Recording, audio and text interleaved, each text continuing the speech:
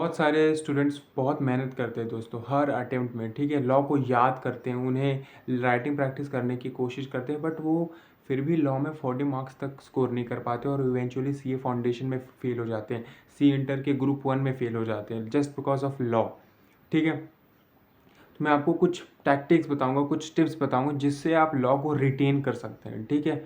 और मैंने कैसे, देखो मैंने सेल्फ स्टडी की थी, मैंने किसी फैकल्टी से कोई क्लासेस नहीं ली थी, ना सी इंटर में ना सी ए फाउंडेशन में। मैंने प्रॉपरली खुद से सब कुछ किया है। तो मैं मेरे एक्सपीरियंस से मैंने कैसे प्रिपेयर किया था मैं आपको प्रॉपरली बता सकता हूँ, ठीक है। कोई किसी फैकल्टी का मैंने टिप्स फॉलो नहीं किया, मैंने खुद का एक फॉर्मूला ढूंढा जो मैं आपको बताऊँगा, ठीक है। आप वो फॉलो कर लीजिए, फेल नहीं होंगे आप कभी लॉ में, ठीक है, फॉर श्योर। अभी एक बात सुनिए, जब मैं सीए फाउंडेशन में था तब मुझे पता था इकोनॉमिक्स मेरा फेवरेट सब्जेक्ट है, मैं उसमें फ़ेल नहीं हो सकता। मैथमेटिक्स मेरा फेवरेट सब्जेक्ट है, उसमें मैं फ़ेल नहीं हो सकता। अकाउंट्स मेरा फेवरेट सब्जेक्ट नहीं है, बट स्टिल मैं इतना कॉन्फिडेंट था कि 40 तो मैं अकाउंट्स में लेके ही आ जाऊंगा। बट लॉ जो था ना वो प्रॉपरली न्यू सब्जेक्ट था, ठीक है। लॉ एक किसी के लॉ, अगर आप साइंस बैकग्राउंड से हो तो भी आपके लिए न्यू है, आप आर्ट से हो या आप कॉमर्स से हो, तीनों ही लेवल कहीं से भी आप बिलोंग करते हो, लॉ सबके लिए न्यू होता है, ठीक है। सबको दिक्कत आती है। तो ये चीज़ मुझे समझ में आ गई थी with in 1 month of preparation कि लॉ जो है वो एक दिक्कत बन सकता है और इसको टैकल नहीं करूँगा तो मेरे को अटेम्प्ट लगेंगे। तो मैंने इसको ना बहुत सीरियसली लिया, लॉ को मैंने बहुत सीरियसली लिया। इन माई आफ्टर 1 मंथ मुझे रियलाइज़ हो चुका था अगर मेरे को एक कोई सब्जेक्ट है जो फेल कर सकता है फाउंडेशन में या इंटर में तो वो सिर्फ लॉ ही है, ठीक है। तो मैंने लॉ को सीरियसली लेने शुरू कर दिया। अब मैंने कैसे सीरियस लिया, पहली चीज़ ये मैंने की कि मैं उसको डेली पढ़ता था, ठीक है। डेली डेली पहली पॉइंट नंबर 1, डेली पढ़ना उसको, रिगार्डलेस ऑफ कि कुछ मैं कोई और सब्जेक्ट पढ़ूँ या ना पढ़ूँ, मैं खुद को माफ़ कर देता था। I don't feel guilty about my self कि आज मैंने पढ़ाई नहीं की। बट जिस दिन मुझे एकदम पढ़ने का मन भी नहीं करता था ना कि नहीं पढ़ना आज, उस दिन भी मैं 1 घंटे निकाल के ज़रूर लॉ पढ़ता था सी ए फाउंडेशन में, ठीक है। पॉइंट नंबर 1, आपको मेंटेन करनी है consistency in studies, at least in law, ठीक है। और आप वो कैसे करेंगे वो भी बताता हूँ। आप क्या करना, मैंने क्या किया था, मैंने पिंटरेस्ट से ना 75 डेज़ का चार्ट ले लिया था, ठीक है। क्योंकि उस टाइम पे ना रील पे बहुत ट्रेंडिंग हो रहा था कि अगर आपको कोई चीज़ करने में डिफ़िकल्ट होती है तो 75 डेज़ वो चीज़ कर लो, आप फेल नहीं हो सकते उस चीज़ में। तो मैंने क्या कर लिया था, मैंने खुद से ही चैलेंज ले लिया था कि मैं 75 डेज़ लॉ पढ़ूंगा जब तक मेरा सी फाउंडेशन का एग्ज़ाम है, ठीक है। तो मैंने एक प्रिंटरेस्ट से 1 2 3 4 ऐसे 75 डेज़ का चार्ट ले लिया था और मैं डेली उसमें ना, एक बोलते ना, at the end of the day जब मैं सोने जाता था और पूरा देखता था, रिव्यू करता था दिन को, तो उसमें ना टिक करने को मेरे को मौका मिलता था कि हाँ आज मैंने पढ़ाई की है लॉ की 2 घंटे की। तो वो एक डोपामिन हिट देता था और वो एक मोटिवेशन देता था दोस्तों। होता क्या है, आप जब ट्रैक करते हो ना प्रोग्रेस, तो आप ना मोटिवेट करते हो उस दिन भी जिस दिन आपको पढ़ने का मन नहीं रहता कि अरे यार मैं पिछले 10 दिन से कंटिन्यूसली लॉ पढ़ते आया हूँ कंसिस्टेंटली 2 घंटे, अब क्यों गिव अप करना है यार, करते हैं ना करते हैं ना करते हैं ना। और कभी कभी ना लिटरली मैं नहीं पढ़ता था लॉ, तो उस दिन क्या कर लेता था, मैं उस दिन मैराथन्स लगा लेता था, 1 शॉट लगा लेता था, सो दैट मेरा वो जो 75 डेज़ का जो चैलेंज है ना वो कंटिन्यू रहे, मैं किसी भी दिन ऐसा बोलते ना मिस ना करूँ लॉ पढ़ने के लिए।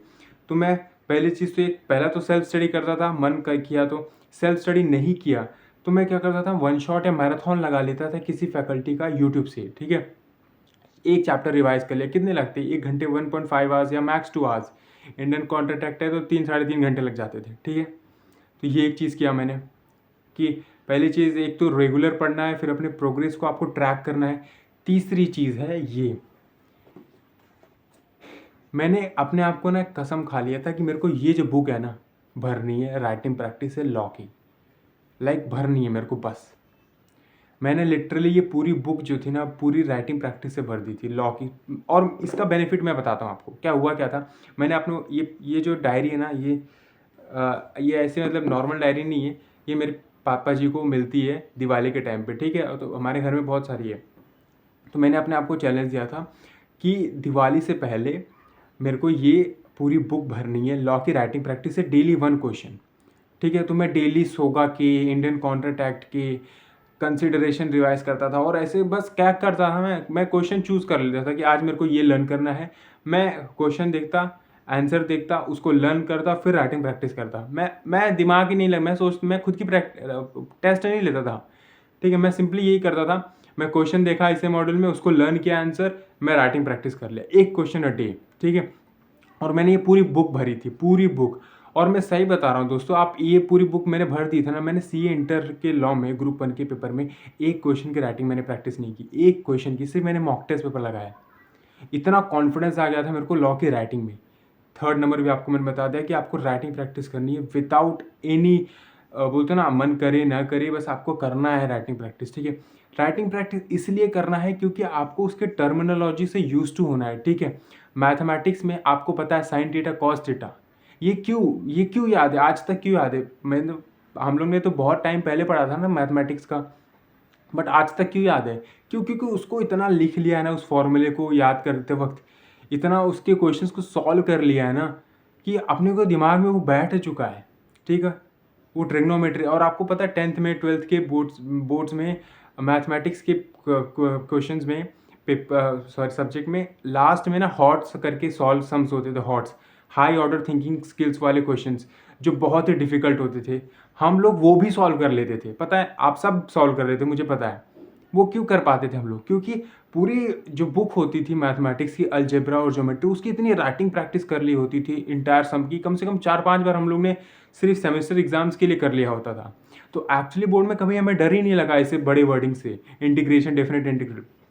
तो वही चीज़ है, आप इतनी प्रैक्टिस कर लो ना, इतनी प्रैक्टिस कर लो ना, मतलब इतना वॉल्यूम कर लो ना। जैसे कि एक एलेक्स करके एक यूट्यूबर है, वो एक चीज़ कहते हैं कि आप बिजनेस को इतना करो ना, इतना करो कि ये चीज़ इम्पॉसिबल हो जाए कि आपको पीपल इग्नोर करें, इम्पॉसिबल हो जाए कि इतना आप शो अप करो डेली।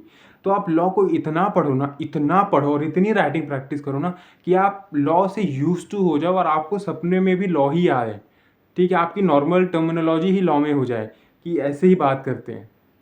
तो अगर आप इतना वॉल्यूम कर लोगे ना, जैसे कि इतनी राइटिंग प्रैक्टिस कर लोगे, इतने पूरे बुक की कंसिस्टेंटली 75 डेज पढ़ लोगे और अपने प्रोग्रेस को ट्रैक कर लोगे, ठीक है। और आईसीए मॉड्यूल कर लोगे, आरटीपी कर लोगे और पीवाईक्यूज कर लोगे, May 24 से लेके आपके रिस्पेक्टिव अटेम्प्ट तक, आप कैसे फेल हो सकते हो? बताओ। और मेरी बात समझो, मेरी बात समझो, दिस इज द वे। और कोई मूल मंत्र नहीं है कि कोई शॉर्टकट बता दूं, कोई और तरीका बता दूं। यूट्यूब सर्च कर लो आप, कोई ऐसा कोई शॉर्टेस्ट ट्रिक नहीं है कि ये कर लो आपका काम बन जाएगा, नहीं होगा। हाँ, फॉर द टाइम में आप किसी फैकल्टीज के बुक रिफर कर सकते हो जस्ट टू मेक श्योर कि थोड़े से टर्मिनोलॉजी ईजी हो जाए, बट वो वर्थ इट ही नहीं होते दोस्तों, क्योंकि आईसीआई के एग्जाम में आपको कीवर्ड्स लिखना होता है, ठीक है। कीवर्ड्स के मार्क्स मिलते हैं जो कि आईसीआई मॉड्यूल में दिखे होते हैं। जो आपकी फैकल्टीज़ की बुक होती है ना, वो सर क्या करते हैं, वो आप हमारे आसानी के लिए वो सिंपल वर्ड्स में, प्लेन वर्ड्स में वो चीज़ों को लिखते हैं। तो वो चीज़ एक्चुअली में मार्क्स नहीं गेन कर पाते आपको एक्चुअली एग्जामिनेशन, जब आप फैकल्टी के आंसर लिखते हो तो। बहुत सारी फैकल्टीज़ ये चीज़ें करती है, बट मोस्ट ऑफ द लोग नहीं करते हैं, ठीक है। तो ये चीज़ भी ध्यान रखना। आप किसी जैसे कि आप 1-2 बार मॉड्यूल सॉल्व कर लिए, अच्छे से पढ़ लिए सारे क्वेश्चन, आप किसी फैकल्टी के नोट्स उठा सकते हो जिनके शॉर्ट्स हो, कंसाइज हो, सो दैट आप मल्टीपल रिविजन्स कर सको, ठीक है। चार्ट बुक ले सकते हो, क्योंकि अब तो सीए फाउंडेशन के लिए भी चार्ट बुक आने लगी है लॉ की, इंटर के लिए तो आती है, ठीक है। आप क्या कर सकते हो, यूट्यूब पे वन शॉट और मैराथॉन्स लगा सकते हो। आप अपने आप को ये बोलते हैं ना, एक चैलेंज दे सकते हो कि एग्जाम से पहले मैं इस फैकल्टी के ये 8 घंटे का मैराथन 4 बार रिवाइज कर लूँगा 2x पे। इट्स लाइक अपने आप को चैलेंज दोगे ना। लॉ एक चैलेंजिंग सब्जेक्ट है दोस्तों, तो आपको भी अपने आप को चैलेंज देना पड़ेगा कि मेरे को 75 डेज तक लॉ डेली पढ़ना है, मेरे को ये पूरी जनरल की बुक भरनी है, लिख लिख के राइटिंग प्रैक्टिस डेली बेसिस पे, ठीक है। और प्लीज़ समझने की कोशिश करिए, मैंने ना 75 डेज कहे which is equivalent to 3 months. मैंने कहा है आपको रोज़ एक क्वेश्चन राइटिंग प्रैक्टिस करने के लिए टिल योर एग्जाम्स। तो ये ना एक प्रोग्रेस, ये एक प्रोग्रेस जो है ना, वो एक प्रोसेस है, ठीक है।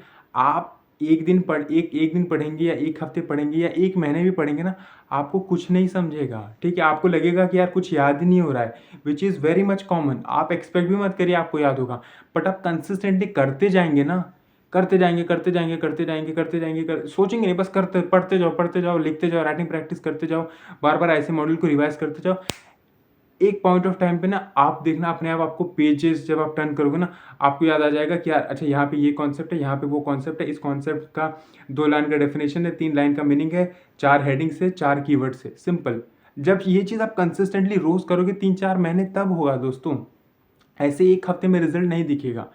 तो यही एक तरीका है। लॉ को अच्छे से रिटेन करने का। आई होप मैंने आपको अच्छे से समझा दिया, and this things are applicable for both CA foundation and CA inter. तो आप ये चीज़ अप्लाई करें और डेफिनेटली आप सक्सीड कर पाएंगे। Thank you so much for watching till the end.